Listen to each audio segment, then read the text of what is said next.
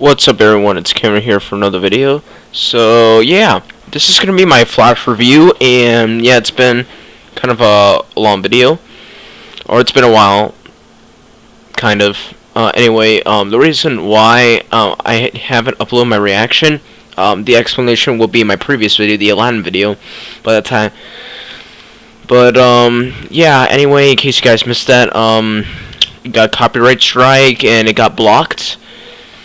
And yeah, since it was really not complicated but difficult for me to edit it, since well I had two separate video files on my editing software. It's just really complicated for me to, like, every time I had to edit or cut something, I would have to move the video overlay of the episode back, or else it would basically delete the entire video.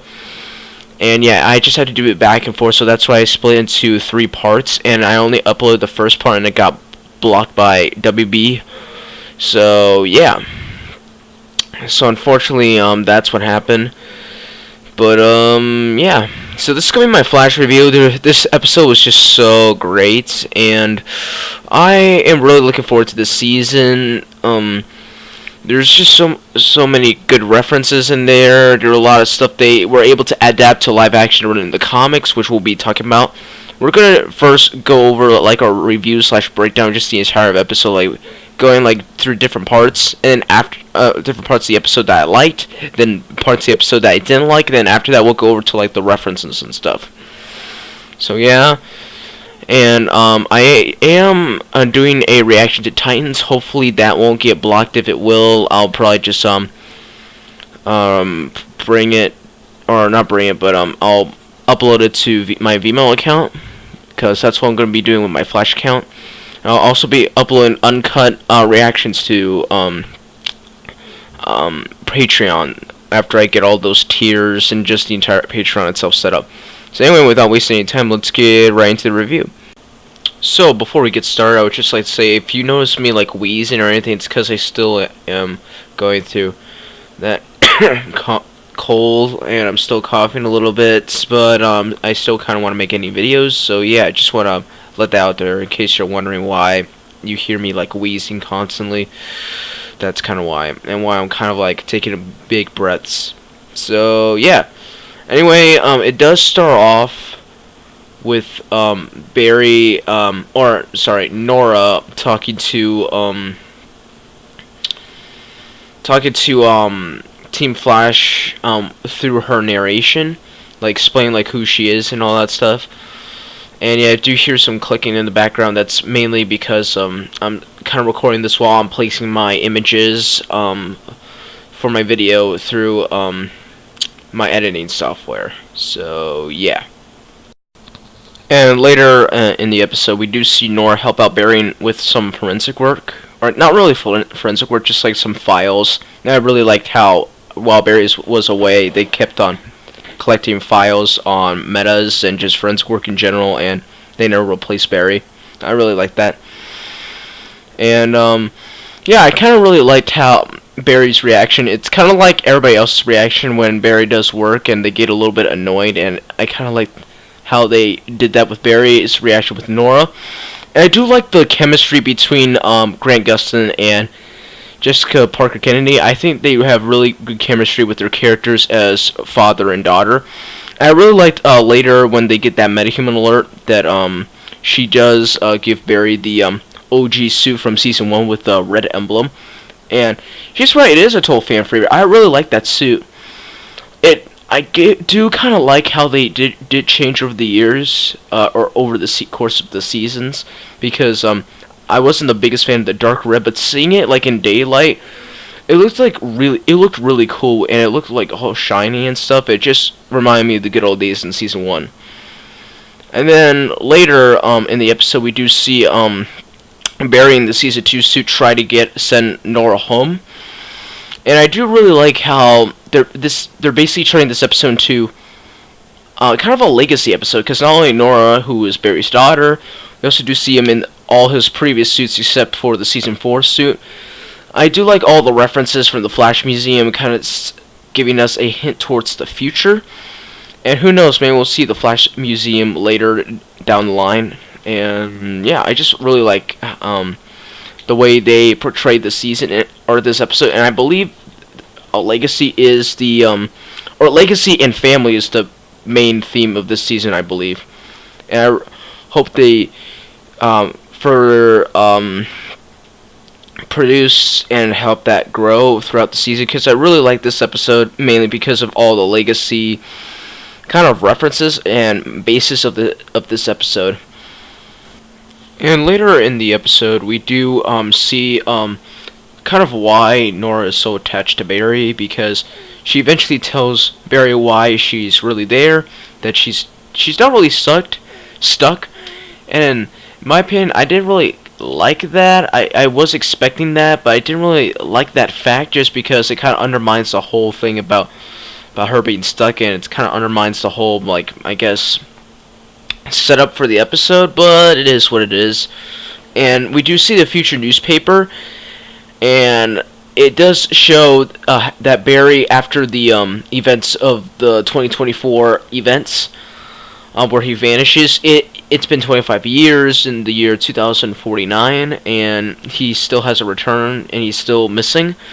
And we'll get into that later when we go over all the references and stuff. And I really like the acting that was put into that scene, like Barry's like reaction when he's crying, because well, he wasn't there for really most, in fact, all of Nora's life. And I do really like the acting that Jessica Parker Kennedy and Grant Gustin are put into that scene. I really enjoyed it.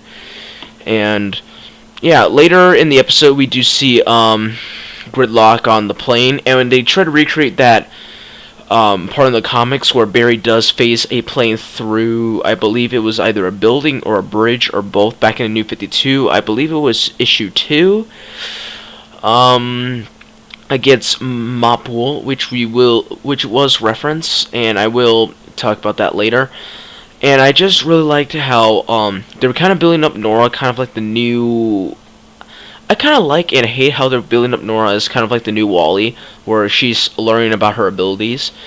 But I did like the whole plane phasing scene. That is probably my favorite scene in the episode. But before we get into that, I just gotta say, I love, and I can't say this enough, love the new Flash suit. Now, it's not perfect, don't get me wrong. I feel like I don't personally have a problem with the helmet part of it. I mean, sure, it looks a little strange without the chin strap, but it's slowly growing on me. Here's my biggest issues. I have 3 big issues. One, it's the earpieces on the helmet. They just do not look that great, because if you compare it to the Season 4 suit, the earpieces just look a little bit more realistic. It look a lot better, but on the Season 5 suit, the earpieces, like the lightning bolt pieces, they just do not look good. They just look like plastic pins that they just put on there, and I did not like that, and I hope they change that, because on the Season 4 suit, it was a lot shinier, the earpieces part. And the thing I do miss is like the gold designs, like the gold lightning designs on the torso part of the suit, and I really like that. And one last thing before we move on to the later parts of the video is one more thing I missed about the suit, or one thing I want on the Season 5 suit, is the gold boots. I just really think if they added that, the suit would be perfect. And if they did change that the earpiece is part of it, and also add more lightning designs to it, it will look really good and so perfect. In fact, if they just never added the chin strap back ever again, I personally wouldn't mind that. I do miss the chin strap. If they brought it back, it would be cool. If they never brought it back, I probably wouldn't mind, because the suit is growing on me. But yeah, if they added the golden boots, make the suit perfect. So yeah, Barry, Wally, and Nora, eventually Nora, together phase the plane successfully through a building and a bridge, recreating that classic scene from the New 52. Despite what you think of the New 52, I personally thought it wasn't that bad. I really liked that part of the New 52. It was great. And I especially loved how they basically had Barry say the exact same words that Thawne used to taught him how to phase when he was teaching Nora. I just really liked all the references in there. and we'll get into those references in a little bit. And yeah, we do see at near the end of the episode, we do see that new Star Labs lounge, and I really liked how they added a new part of Star Labs to the whole Star Labs setup to make it a little bit more not as repetitive, because that's what I liked about season 3 is they added the speed lab, something that we haven't seen before, and we even had like a separate sub lab too added to that, and I really liked that. Because you guys don't know, there was also a second, kind of like a second lab in season 3 where there's, oh, I guess not it is a lab, whereas the usual setup is the Cortex, I'm pretty sure. But yeah, and I really like the lounge. It just makes everything look so much cooler, having a new scene that we'll see every now and then. And yeah, the big teaser at the end of the episode is just Ralph discovering that Caitlin's father might still be alive, setting up that Killer Frost story that the producers were talking about, and I really liked how they had the ending narration with Nora, kind of like her own version of how Barry is like, my name's Barry, I'm the fastest man alive, and all that stuff, but with Nora and for her own story, and I really liked that. And the episode ends with Gridlock getting killed by Cicada. Or is it Cicada? Tell me in the comment section below if it's Cicada or Cicada. But, yeah, that was the episode, and let's get into the negatives. Alright, there's not too many negatives.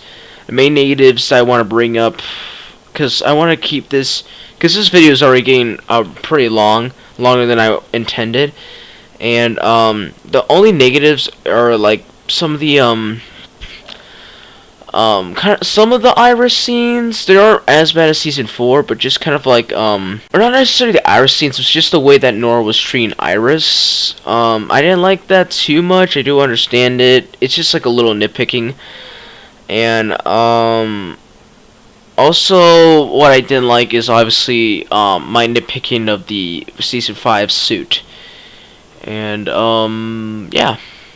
And one more thing is just the way, a slight nitpick is kind of the story-wise, how if Nora doesn't change, doesn't change too much, the timeline will remain intact, but that doesn't really work that well, because if you really think about it, anything she does outside of Star Labs could change everything, because, for example, she's going to be going out as XS pretty frequently, and that, something like that is going to change the future, because people are going to write down, oh, the Flash and some unknown speedster just took down this person, or something happens with this new female speedster. That's just going to change events in the Flash Museum in the future, so it's a little bit of a, I guess, plot hole, a little bit nitpicking, but yeah, not too much I did not like about this episode. And, yeah, so we went over the positives / the main review, and then this portion is just the, negatives, or I guess cons of the episode, and yeah, let's get right into the references.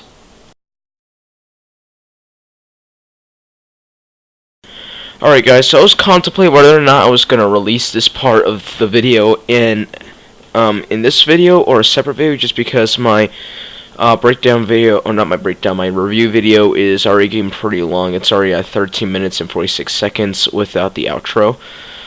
So I decided I'll just keep a lookout on the timer occasionally, because I'm using just a single website for my main source where all the Easter eggs and references are. So yeah, let's quickly go over them. The obvious one is Nora West Allen is obviously the hyphen name between Barry and Iris, and that's kind of self-explanatory, so we don't really need to get too much into that.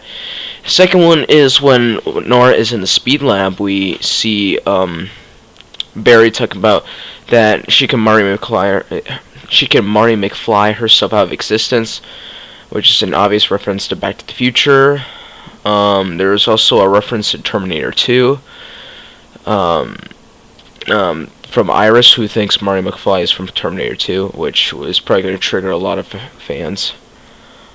The obvious references, like the wardrobe choices of Nora, who has the outfit of XS, which is based off of Jenny Nosnat, who is a different character from the comics, who is a member of the Legion of Superheroes, which is also referenced in this episode, which we will get into in a little bit.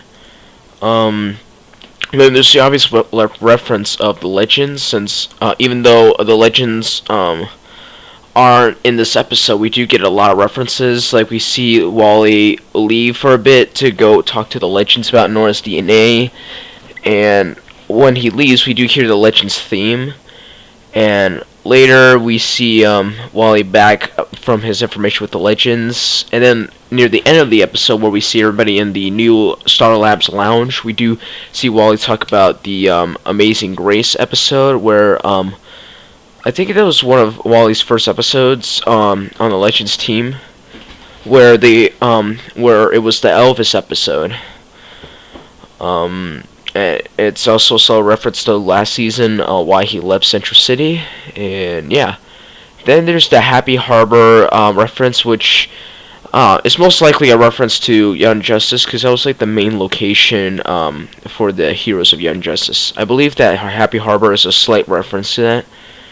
And next reference is obviously Gridlock, who is an obvious member from the comics, and there's this big explanation here, which I won't get into too much detail because I don't want to get this video longer than 20 minutes. So yeah, the whole Gridlock stuff will be in the link in the description below. The next reference is the Flash Museum, obviously, of Nora explain how she knows all this information about Gridlock is because of the Flash Museum, and yeah.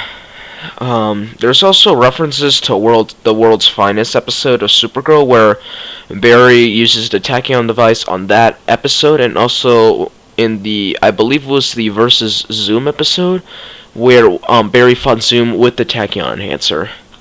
There's also a reference to Lightning Lad when Nora is talking with Iris at Jitters, Lightning Lad is a member of the Legion of Superheroes. And XS, who may, in the comics, XS is a member of the Legion of Superheroes, who is Jenny Onsnat.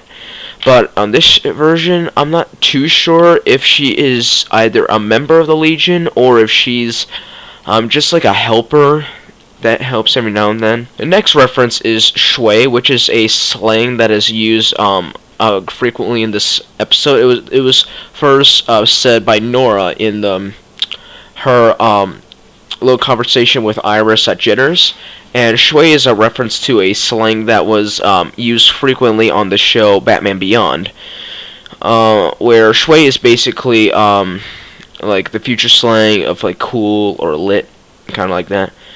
And the next reference is of the negative tachyons, which is suggesting it might introduce the negative speed force, which could be interesting. I think it's like a slight reference, or a slight kind of metaphorical door opening to the negative speed force. We'll maybe see a younger version of Eobard Thawne, because I think they said something about that appearing in later in this season or next season. And next is of Crisis on Infinite Earths, which is that big event where Barry in the comics died. And also, if you find it online, I'll put a link in the description below. I'll talk about that in a separate video on the whole Crisis event, what it says, and what the new newspaper about Barry disappearing 25 years later he's still missing, because there's also a bunch of references there too about the Crisis on Infinite Earths event. And there's that reference to last season when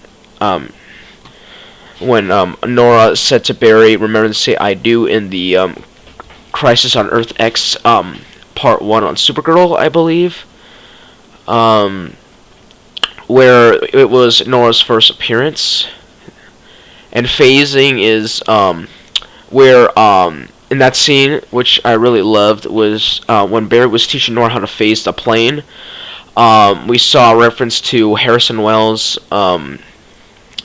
talking or saying the exact same words that Barry was on teaching Nora how to phase, because Harrison Wells, or Eobard Thawne at that time, was teaching Barry how to phase, and it's the exact same phrases. And it's also a callback to Barry teaching Wally how to phase a little bit. Not necessarily that same speech, but just Barry teaching Wally how to phase.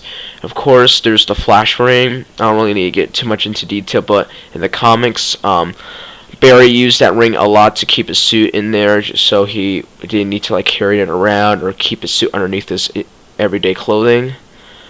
Next is Ryan Choi, who is the second Atom and is like Ray Palmer's protege, and I'll put a link to all this information in the description below. The next Easter egg is Cameron Mockant, which was the name that Ralph was telling Cisco and Caitlin about. The person that signed that certificate of Caitlin's father doesn't exist, and he is actually a character from the comics. Cameron Mockant, who's a DC villain, occasionally known as Icicle, which is a big theory that Caitlin's father might actually be Icicle. And yeah, he's just another villain with cold powers. And well, the obvious reference was at the end of the episode with Cicada, who is the main villain of the season. And yeah, in this website I'm looking at, it looks at all the origins of Cicada, which you can look at in the description below. But yeah, didn't want to go into too much time. I kind of want to run through it quickly because I don't want this video to be too long. But anyway, that's gonna be it for this video. I am going to finish up my Titans reaction, and I will upload that either tonight, because this part of the recording of the Easter egg stuff I'm recording on Sunday, but the other stuff was recording like a while ago. But yeah. Anyway, I'm still working on my Titans reaction, like on editing and stuff. I'll probably have that uploaded either tonight or tomorrow. And I'm also going to be working on some more videos, for example, going into more detail of the 2049 newspaper and also the 2024 newspaper. And I'll also be talking about stuff about Spider-Man Far From Home, like some new leaks of the new suits. But yeah, so that's going to be it for this video. Thank you guys so much for watching this video. This is a little difficult for me at first because I've never done a video like this before, where I voice record and then add images and videos to my video. But yeah, thank you guys for bearing with me, and I kind of enjoy making this video, and I will make more videos like this. So yeah, thank you guys so much for watching this video, and as always, feel free to like, share, comment, and subscribe, and turn on notifications so you don't miss any future content. And yeah, I'll see you next time right here on the channel. Have a nice day.